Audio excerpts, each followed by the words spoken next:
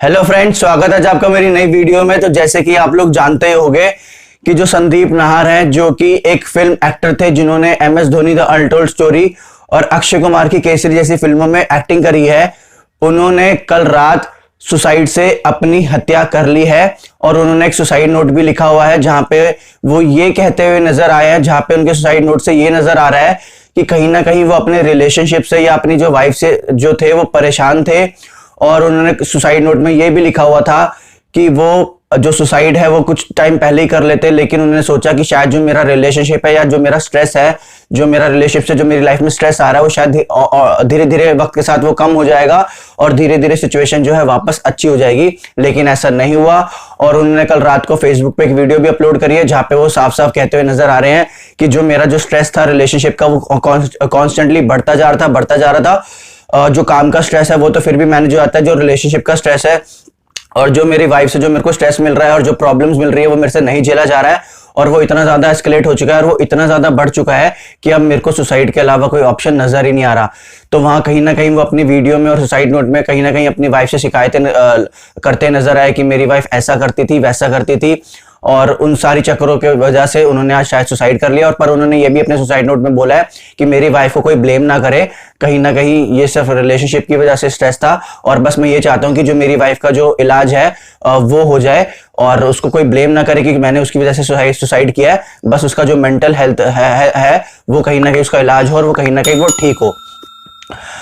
तो ये बहुत ही सैड न्यूज़ है कि उनको अपने रिलेशनशिप की स्ट्रेस की वजह से वो इतना ज़्यादा एस्केलेट हो गया कि उनको फाइनली सुसाइड करना पड़ा। जबकि आप सोच सकते हो कि वो एक फिल्म एक्टर थे, सुशांत सिंह राजपूत, अक्षय कुमार जैसे लोगों के साथ उन्होंने एक्टिंग करी है, स्क्रीन शेयर करी है और आज अनफॉर्चुनेटली उन्होंने सुसाइड करके अपनी जान दे दी है। तो इस वीडियो के माध्यम से मैं आपको यही मैसेज देना चाहता हूं कि जो रिलेशनशिप होते हैं वो एक्चुअली में बहुत ज्यादा नेगेटिव और बहुत ज्यादा स्ट्रेसफुल होते हैं। काफी सारे लोग ये गलती करते हैं रिलेशनशिप में आते वक्त कि वो रिलेशनशिप्स का जो नेगेटिव या फिर जो कहूं कि जो स्ट्रेसफुल सिचुएशंस रिलेशनशिप में आती है या फिर जो कड़वी सच्चाई है रिलेशनशिप्स की, उसको वो समझते नहीं है और वो बस ऐसे रिलेशनशिप्स में आ जाते हैं बिकॉज उनको कोई पार्टनर चाहिए होता है। और जब वो आते हैं, जब उनको रियलिटी स्ट्रक करती है तो वो जो स्ट्रेस है वो उसको मैनेज नहीं कर पाते और फिर वो बहुत ज्यादा परेशान होते हैं, या तो फिर वो ड्रग्स लेने लग जाते हैं या वो ड्रिंक करने लग जाते हैं, वो स्मोक करने लग जाते हैं। तो कहीं ना कहीं अगर आप कभी भी किसी का रिलेशन में आओ तो पहले उसका जो कड़वा सच है, जो उसकी पूरी रियलिटी है, उसको आप समझ लो, उसके बाद ही आप अपना रिलेशनशिप में आने का फैसला लो। क्योंकि अगर एक बार आप आ गए फिर आपको रियलिटी फेस करनी पड़ेगी और अगर आप उस टाइम पर रियलिटी फेस नहीं कर पाए तो आपका जो स्ट्रेस है वो कॉन्स्टेंटली बहुत ज्यादा बढ़ जाएगा और अगर वो बढ़ गया तो फिर आपसे वो मैनेज नहीं होगा और फिर इंसान के अंदर यही सोच आती है कि मैं कहीं ना कहीं सुसाइड करके अपने आप को खत्म कर लूं, क्योंकि फिर ये मेरे से स्ट्रेस तो हैंडल हो नहीं रहा और अगर मैंने सुसाइड कर लिया तो मैं अपनी जान देके सुसाइड जो मेरा स्ट्रेस है वो कम हो जाएगा या खत्म ही हो जाएगा। और दूसरी चीज मैं यहाँ पे आपको ये बोलना चाहता हूँ कि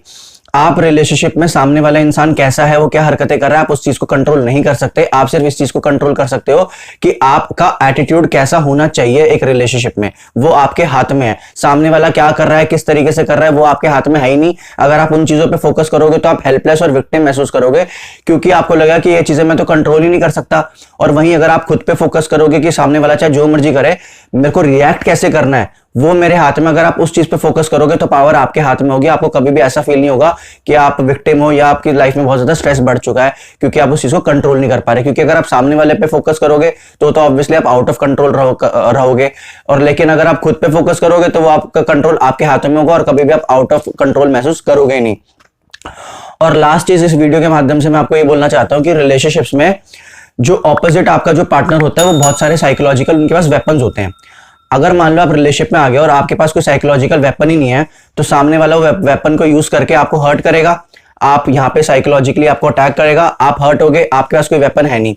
आप हर्ट हो जाओगे। धीरे धीरे क्या होगा, आप जो हर्ट हो वो बहुत ज्यादा होते जाओगे। एक टाइम पे आपने यहाँ से स्टार्ट आप हर्ट होने हुए थे और वो धीरे धीरे एस्केलेट होके यहाँ तक आप होने लग जाओगे हर्ट।